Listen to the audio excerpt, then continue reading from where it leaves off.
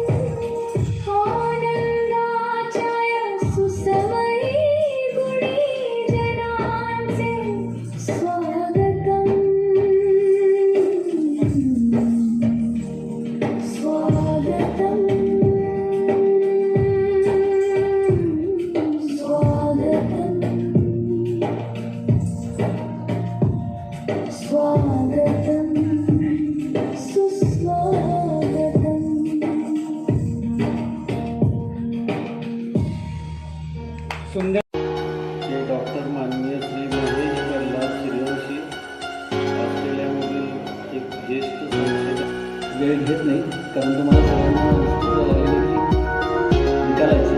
तर आज आपल्याला लाभलेले जे प्रमुख पाहुणे आहेत, त्यांची ओळख करून देण्यासाठी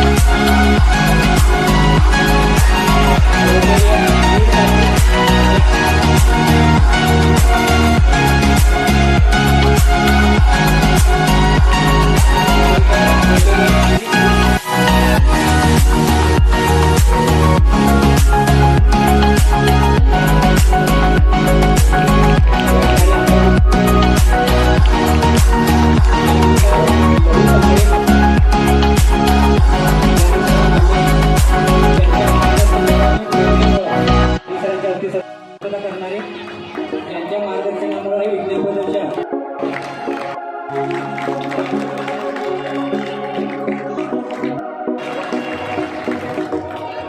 आपल्या भारतीय संस्कृतीमध्ये परंपरेमध्ये अनेक भ्रामक कल्पना, काही चुकीचे रीतिरिवाज असे चालत आलेले होते.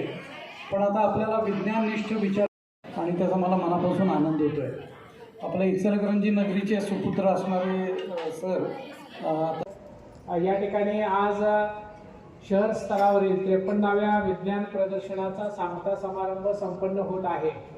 या निमित्ताने 1-2 दिवस आपल्या शहरामध्ये अत्यंत चांगल्या पद्धतीनं विज्ञानमय वातावरणाची निर्मिती करण्यामध्ये या हायस्कूल सहभाग घेतला.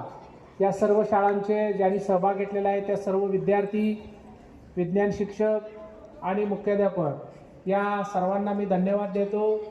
आणि या निमित्तानं प्रथमतः अभिनंदन करतो आणि त्यांना शुभेच्छाही देतो.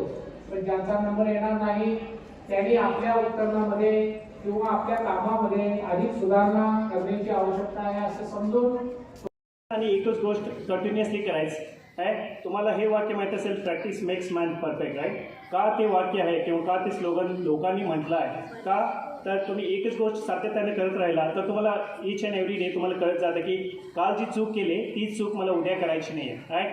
म्हणून एकच गोष्ट कन्सिस्टंट करत राहणं ही इम्पॉर्टंट आहे, राईट? मी बघतोय तुम्ही सगळे दिवसभर इथे उन्हामध्ये आहात, तुम्ही बोलला असेल, तुम्ही तुमचे जे उपकरण तयार केलेत त्याबद्दल तुम्ही परीक्षकांना एक्सप्लेन करण्यामध्ये तुम्ही तुमची एनर्जी वेस्ट केली आहे. I know, right? मी पण असंच एकदा असंच बसायचो, असंच जे गेस्ट यायचे त्यांचं भाषण ऐकायचो आणि मला असं वाटायचं की ती कधी एकदा संपतील.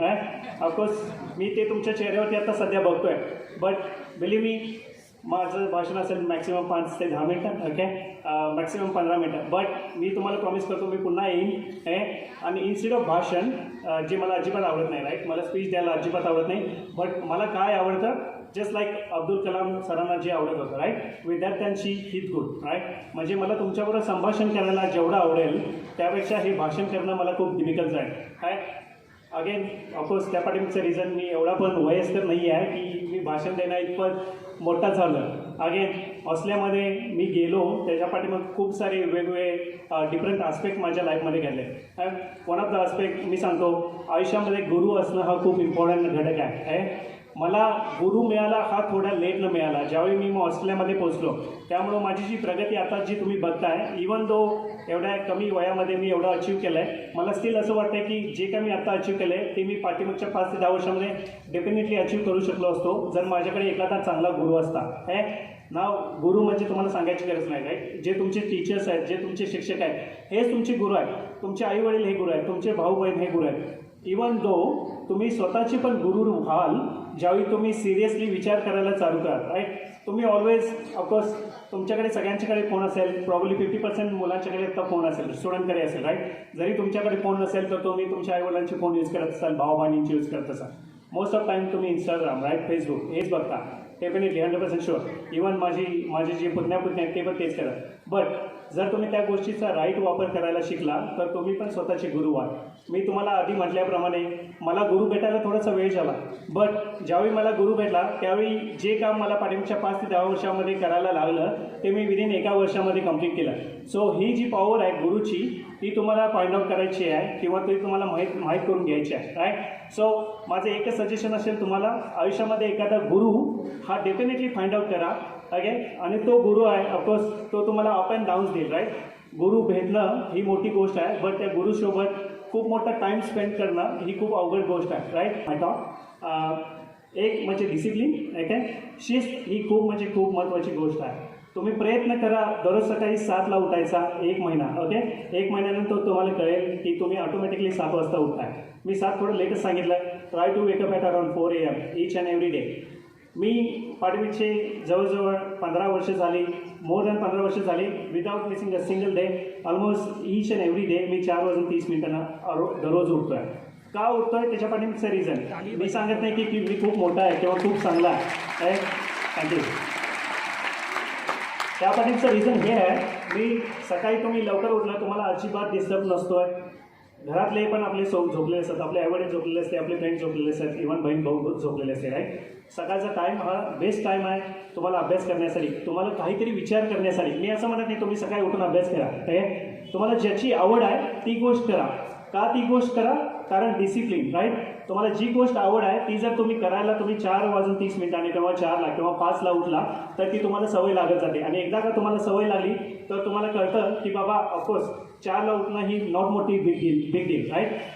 सगळ्यात महत्त्वाचं डिसिप्लिन, राईट. दुसरं म्हणजे क्युरिओसिटी. तुम्ही किती पण मोठे असाल किंवा किती पण मोठे व्हाल किंवा किती पण छोटे असाल, 1मध्ये असाल किंवा 5मध्ये असाल किंवा 10मध्ये असाल, क्युरिओसिटी ऑलवेज इम्पॉर्टंट आहे. क्युरिओसिटी म्हणजे नेमकं काय? क्युरिओसिटी म्हणजे तुम्हाला हा प्रश्न पडला पाहिजे ईच अँड एव्हरी स्टेजला की असं केल्यानंतर काय होईल आणि त्याच्यावरती काय सोल्युशन निघेल, राईट. तुम्ही रस्त्यावरून जाता, एखादी कार आली, try to find out, right, ही कार कुठली आहे, ही कुठल्या कारची कंपनी आहे किंवा कुठल्या कंपनीची ही कार आहे, कुठलं मॉडेल आहे, ही म्हणजे तुमची क्युरिओसिटी. प्रत्येक स्टेजला तुम्ही क्वेश्चन विचारायला चालू करा, ते म्हणजे तुमची क्युरिओसिटी. तुम्ही ज्यावेळी क्वेश्चन विचारता त्यावेळी तुम्ही त्याचा ॲन्सर फाइंड आउट करायला जी तुम्हाला सवय लागते ती तुमची इम्पॉर्टंट आहे. तेच म्हणजे नथिंग बट द क्युरिओसिटी. आणि लास्ट म्हणजे इंटरेस्ट, राईट. आता इंटरेस्ट हा खूप मोठा आहे, ओके. जरी मी संशोधक झालो असलो किंवा माझ्या घरात 3 संशोधक आहेत, राईट.